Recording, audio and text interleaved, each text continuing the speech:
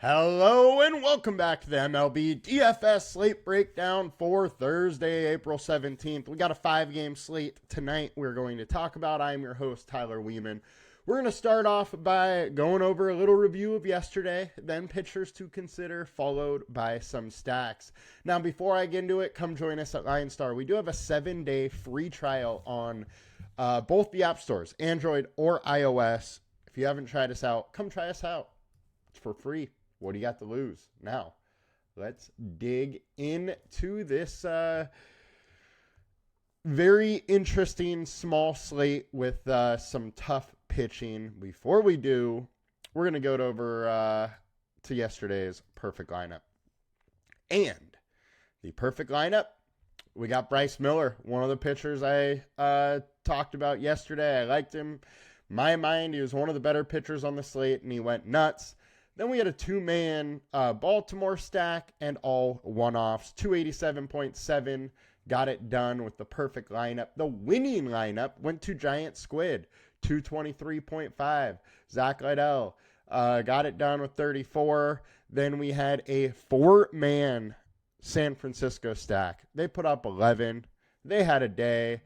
3-man Seattle stack and a one-off with Judge, 223.5, way off the perfect lineup as normal. Now let's check out the DraftKings perfect lineup, which went with Bryce Miller, and a good old Cy Corbin day, classic Corbin. You never know what you're going to get. He went 85 pitches, had 6 Ks, and only 1 earned run. What a day from him. And then all one-offs for the hitters. As far as the winning lineup, Polychat got it. He had Parker and Falter. Like we talked about yesterday, pitching was wild yesterday, and there were a ton of different guys that you could have chosen. 2 paydown options got it done. And then lineup-wise, 2-man Dodger stack, 2-man Colorado stack, so a little late game stack went there, and then one-offs from there on out. So let's dive into the lineups we got for today. And getting over to both the situations. All right. So, highest owned pitcher, Taj Bradley on DraftKings, 29% owned. Look, he is clearly one of the better pitchers on today's slate. He is 9K. He offers big-time strikeout upside, which we have seen this year. He has a 28% K rate over his last 5 starts. The troubling part is it's in his home ballpark with winds blowing out, warm temps. He has been much better at home, 42% more fantasy points at home, but he's allowing 40% fly balls versus a team in the Yankees that hits the ball hard in a small stadium. So definitely some worry about this matchup versus the Yankees. I don't mind some Taj. I never mind going with, the best or one of the 2 best pitchers on the slate. So Taj is fine. He definitely has strikeout upside. He has the most strikeout upside on this slate. So I'm entertaining it. I am a little worried about it going against the Yankees, but I don't mind taking him either. Kumar Rocker, 7,500. My issue here is there's just little to no strikeout upside. Angels are striking out at 24% at least, but he has an 18% K rate over his short career, 14% K rate over the last 5. He has, however, been pitching better than what his ERA says. He has a 7.94 ERA on the year and a 4.77 FIP. So I do expect some positive regression in that aspect, but with very limited K upside versus a team that has shown that they can hit the ball.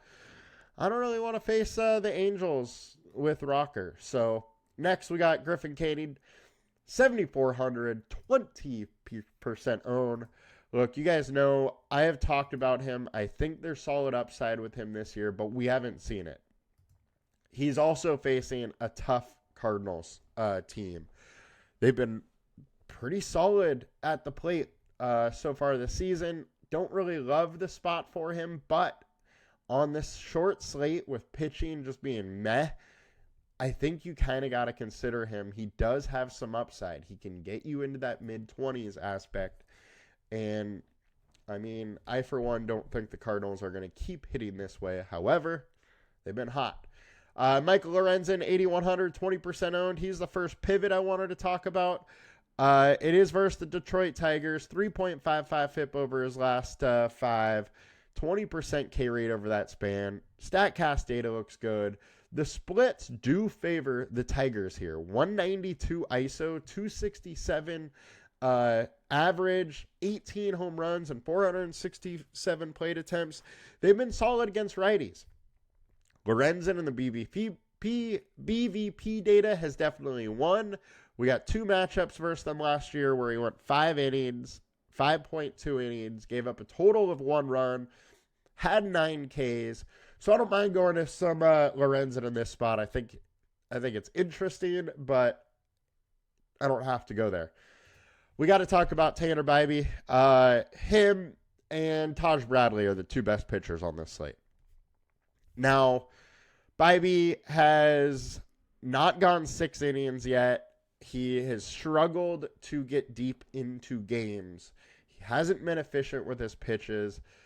But I'm a little interested just because of the quality pitcher he is. But all in all, it's not my favorite spot on this slate. Just wanted to talk about him because he is one of the better pitchers. I would prefer Taj Bradley. Bradley has a little more going for him right now. Now, couple more pivots. Reese Olson, 7,300. He's probably my favorite pitcher on this slate. 3.56 FIP over his last 20, 4.05 over the last 5, 21% K rate. StatCast data looks good. The wind's blowing in here. The splits are heavily in his favor. Royals versus righties, 202 over the last 20 games with only a 116 ISO. They have been bad to start the year. I don't mind going back on that and trying to pick on them. The issue, BVP splits definitely in the favor of the Royals. If you look, Reese Olson's got lit up a couple times, but he's also had really, really good games versus them. So I'm going to bet on a good game here at home for him today. I like the spot for him. Sugano. So he is super cheap. This is a pitcher that came over from Asia. He's 35 years old. He has some upside, I think, but we haven't really seen it yet. 5.62 FIP, way too high. Over a 3.86 ERA. Maybe there's some regression there. I think with how his stuff is, though, I think this is one of those guys where the FIP is just going to be way higher than the ERA.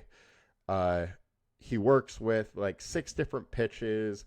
He doesn't throw hard. He's kind of funky. It could spell some challenges for Cleveland. Now, I wouldn't go hard on him, but just wanted to talk about him a little bit. He's a low-owned pivot. Next, Will Warren, 7.7K. FIP hasn't been there yet, 4.75, but he has strikeout upside, and that's really the only reason I want to talk about him. But he is allowing 34% hard contact, 34% line drives. It's a hitter-friendly venue.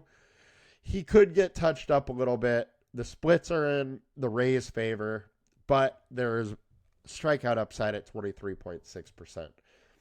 Now, let's get over to FanDuel. We got Bradley. We got Bibee as the 2 highest owned. Lorenzen, Olson, Canning are some pivots I like there. Olson is probably my favorite on the slate. And projection-wise, we like him the most as well. and he's right. Consensus-wise, he's right around everybody else. I think he's a very interesting play today. Now, let's get over the stacks. Highest owned stack, we got Texas.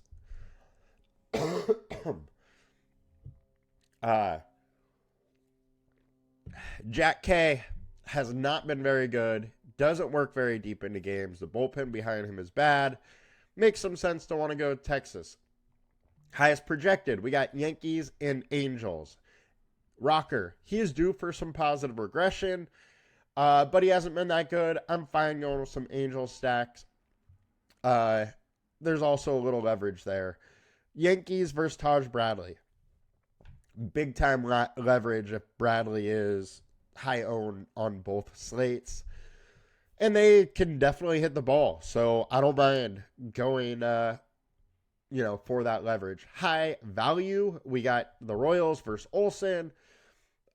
St. Louis popping up. I think St. Louis versus Griffin Canyon is super interesting today from a leverage and value standpoint. Cleveland versus Sagano. One thing I want to talk about him is I definitely will have some Cleveland stacks. I mean, this guy pitches like mid-low 80s. He is slow. If the ball is not moving as, it normally does, it's going to turn to batting practice. There's going to be some huge games had facing Sagano. Well, I also think he's going to have some huge games, but it's one of those spots where I don't mind facing him at all. Highest ceiling, Yankees, no surprise. Highest leverage, also Yankees. Tools are saying they like Yankees a lot for a bunch of different reasons. Think this is an interesting slate. Pitching is going to be a hard one to figure out, but there's definitely some fun options. Hope you guys have a good one. We'll be back more tomorrow. Let's make some money. Peace.